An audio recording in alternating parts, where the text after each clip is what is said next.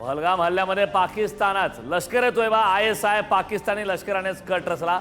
NIAच्या प्राथमिक अहवालातील निष्कर्ष गृह मंत्रालयाकडे सादर होणार अहवाल।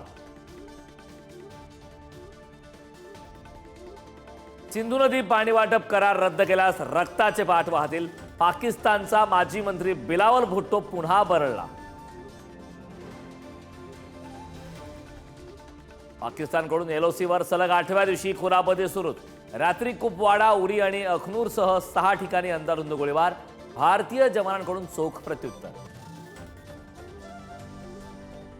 पहलगाम दहशतवादी हल्ल्यानंतर भारतासमोर सायबर हल्ल्याचा धोका। मागील 8 दिवसात 10 लाख वेळा सायबर हल्ल्याचा प्रयत्न।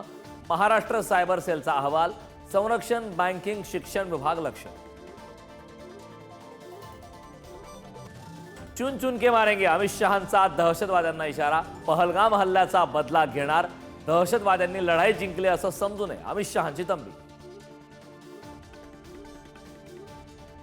पाक विरोधातील कारवाईबाबत सरकारला पाठिंबा देण्यावरून महाविकास आघाडीतच जुंपली।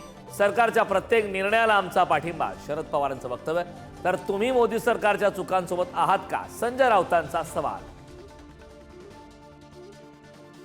पवारांच्या राष्ट्रवादीचे नेते रामराजे नाईक निंबाळकरांना वडूज पोलिसांचं समन्स। जयकुमार गोरे बदनामी प्रकरणी उद्या सकाळी 11 वाजता हजर राहण्याचे आदेश।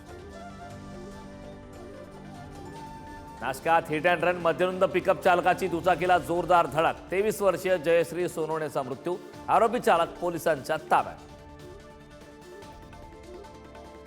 केदारनाथ मंदिराचे दरवाजे उघडले। महादेवाच्या महापूजेनंतर मंदिर भाविकांसाठी खुलं। भक्तांमध्ये मोठा उत्साह। तर 4 मेला बद्रीनाथ धामही भाविकांसाठी खुलं होणार।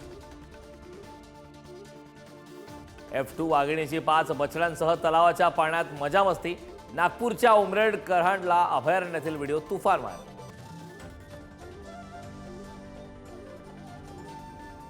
Thank you.